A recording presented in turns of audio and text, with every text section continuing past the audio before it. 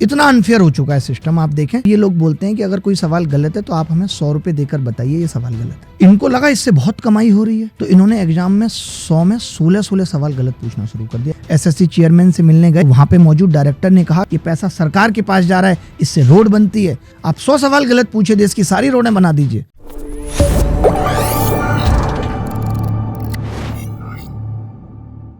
इतना अनफेयर हो चुका है सिस्टम। आप देखें, 2023 का एसएससी के एग्जाम में 8-10 सवाल गलत पूछे गए और रिजल्ट जारी कर दिया गया।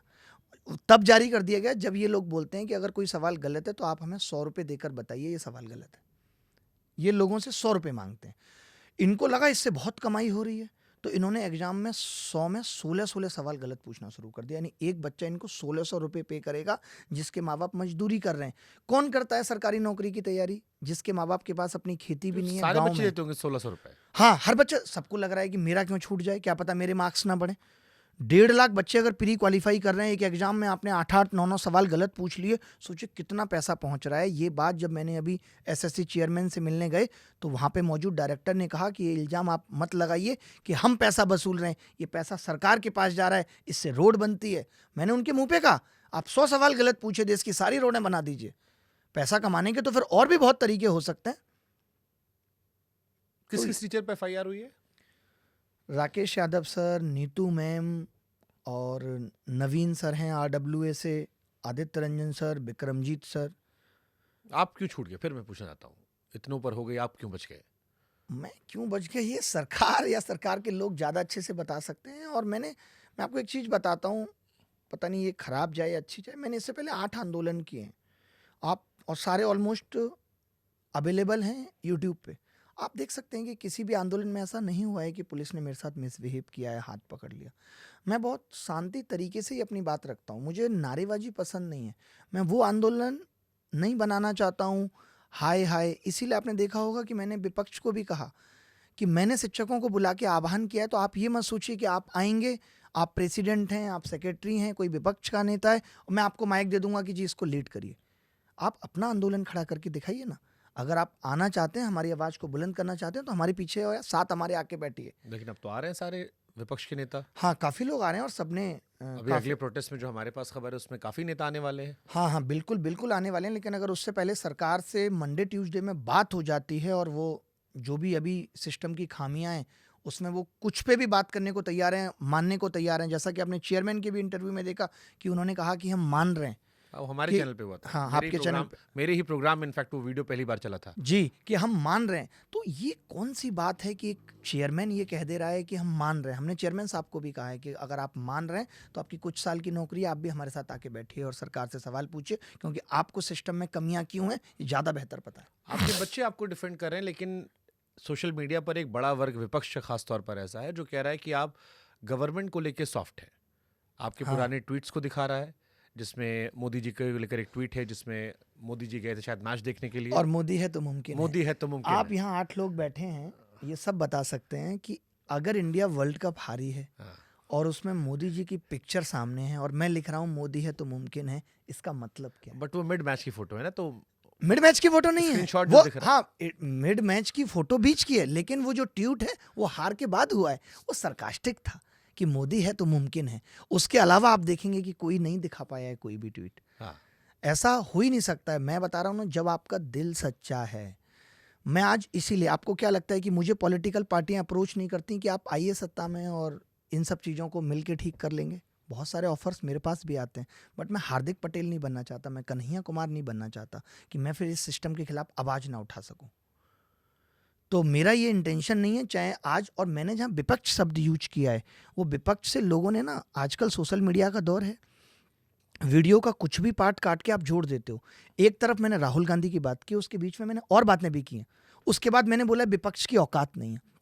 उसका मतलब लोग ये कह रहे हैं कि क्या राहुल गांधी अकेले विपक्ष हैं, और किस एंगल से हैं राहुल गांधी अकेले मैंने विपक्ष? बच्चों को देखा आपके सपोर्ट में, जो आपको फॉलो करते होंगे, उन्होंने आपके सपोर्ट में वीडियोस बनाए कि एक वीडियो के आधार पर जज मत कीजिए। लेकिन फिर भी मैं ये एक सवाल को कोट कर देते, सवाल बहुत ज़्यादा आया था मेरे पास कि जब सत्ता पक्ष से सवाल पूछना चाहिए था, जब प्रोटेस्ट सत्ता पक्ष के खिलाफ होना चाहिए था, तो सरकार या सरकार से जुड़े किसी लोगों का नाम आपने नहीं लिया, विपक्ष के नेताओं का नाम ले लेकर फिर वो औकात वाला जिक्र कर दिया। अरे मैंने उस मेरे जितने इंटरव्यूज हैं मैं बिना मोदी जी के शुरुआत ही नहीं करता हूँ। लोग मुझे खुद कहते हैं, वहां पे बैठ के भी मैंने एक इंटरव्यू दिया है जिसमें लोग पूछ रहे हैं कि आप मोदी जी को क्यों जिम्मेदार ठहराते हैं।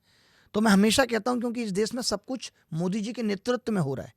आप रेल मंत्री का बयान सुनिए, जब वो अपना भाषण शुरू करते हैं, मोदी जी के नेतृत्व में हमने रेलवे को इतना ट्रैक पे ला दिया कि हर महीने में 3-4 बार उतर जाती है। तो मेरी तो लड़ाई, मैंने तो वीडियो जारी किया है कि ये देश एक वन मैन शो हो गया है। मोदी जी देश सही हाथ में है, लेकिन सही हाथों में नहीं है। रेल सही हाथों में नहीं है। अगर रेल की कोई समस्या है तो जहां रेल मंत्री हर बात पे ये कहता है कि मोदी जी के नेतृत्व में है, तो सवाल किससे किया जाए?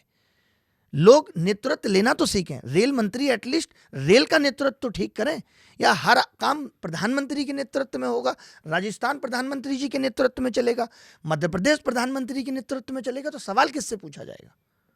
आपको डर नहीं लगता नरेंद्र मोदी जी अमित शाह से? नहीं, इसमें डर नहीं। देखिए, जब आप सच्चे हो और आपने कुछ भी गलत नहीं किया है तो आपको कभी डर नहीं लगेगा। और ऐसा कितनी बार हुआ है। हमने मोदी जॉब दो एक ट्विटर कैंपेन किया था, 70 मिलियन ट्वीट हुए थे, मैंने इनिशिएट किया था उस लड़ाई को। उसके बाद मोदी जी की टीम से हमें मैसेज आया था कि चाहते क्या है। हमने बताया कि 5 साल से आप रेलवे के बच्चों से पैसा लेके बैठे हो, एग्जाम नहीं हो रहा। तो जब आप बोलते हो ना, तो आप दिखते भी हो कि आप सच्चे हो।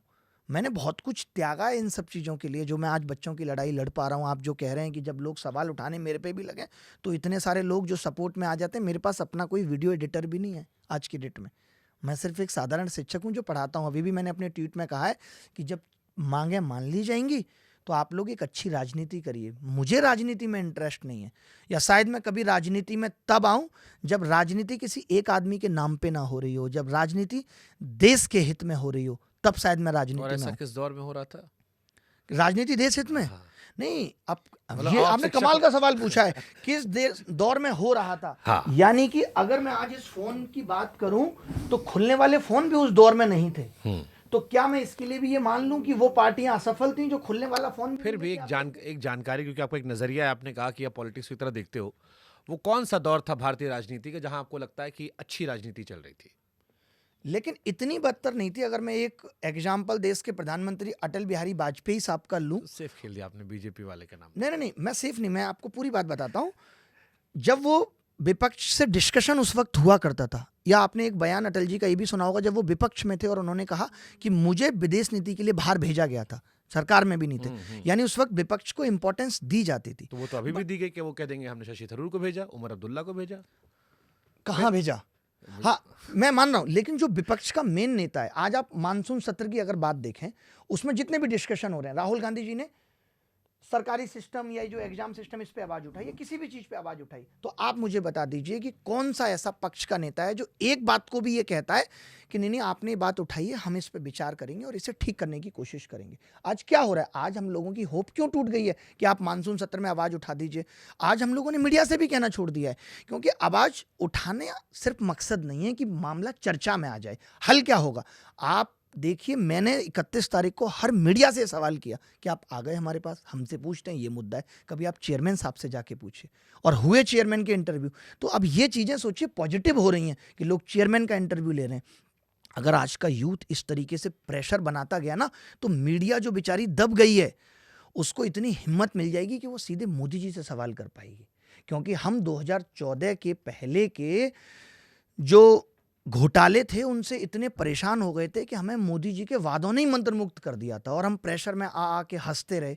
मोदी जी आए, पहले वो प्रेस कॉन्फ्रेंस करते थे, 1-2 इंटरव्यू करते थे। एक पत्रकार ने लिया था जहां पे बेरोजगारी की भी बात कही थी, और उन्होंने कह दिया था कि बाहर समोसा बेचने वाला भी रोजगार ही है, और उस पर वो पत्रकार ने हंस दिया था। अगर उस वक्त शायद इस बात को काट दिया गया होता तो मीडिया की हिम्मत रहती और प्रधानमंत्री साहब करते भी। हमने ही तो हमारे डर ने, हमारी खामोशी ने सरकार को तानाशाह बनाया। मैं ये मानता हूँ। मध्य प्रदेश के मुख्यमंत्री हैं मोहन यादव जी, उनका इंटरव्यू किया था और सरकारी नौकरी को लेकर उनसे सवाल पूछा, तो उन्होंने कहा सरकारी नौकरी हमारी प्राथमिकता में नहीं है। हम वो मॉडल डेवलप करना चाह रहे हैं जहाँ बच्चा 8, 9, 10th के बाद जो करियर करना चाह रहा है वो कर ले। सरकारी नौकरी हम सबको नहीं दे सकते, इतनी बड़ी आबादी है। अब हमने उसे प्रायोरिटीज से हटा दिया है। सरकार के पहले प्रायोरिटी पे था उनकी। सरकार के तमाम नेता मंत्री से भी आप पूछेंगे तो जैसे ही आप नौकरियों का जिक्र करेंगे, वो कहते हैं कि हमने स्किल इंडिया, ये वो दुनिया भर की चीज़ें, मेक इन इंडिया शुरू आता है, किसके जरिए नौकरी दी गई। ये समोसा पकौड़े वाला भी जो जिक्र था वो उसी कॉन्टेक्स्ट में उन्होंने किया था कि ये भी रोजगार है। अब सरकार की प्रायोरिटी नहीं है सरकारी नौकरी आज के दौर में, क्या इस वजह से ये इतने सारे विवाद आने लगे हैं लगातार हर साल? देखिए, ऐसा मैं आपको पूरी सरकारी नौकरी की वजह बताता हूँ, लोग समझ नहीं पाते हैं। शायद मोहन यादव जी के पास, मुझे लगता है, उस स्तर का दिमाग भी नहीं था कि वो इस चीज़ का सही जवाब दे पाते। मैं आपको देता हूँ पीएचडी स्कॉलर हैं आप, मतलब आप ये स्टेटमेंट दे रहे हो, काफी कंट्रोवर्शियल हो जाएगा। बिल्कुल नहीं होगा। ये अपने दम पे उन्होंने क्या किया है? देखिए, देश की राजनीति अगर सिर्फ मोदी जी के नेतृत्व और उनके दम पे चलती रहेगी तो राजनीति का स्तर इसी तरीके से गिरता रहेगा। आप कंगना साहब के बयान देखिए, मैडम के, वो कहते हैं कि मेरे हाथ में कुछ नहीं है। कंगना को किस स्तर पे एमपी बना दिया आपने? सिर्फ मोदी जी के नाम पे ना।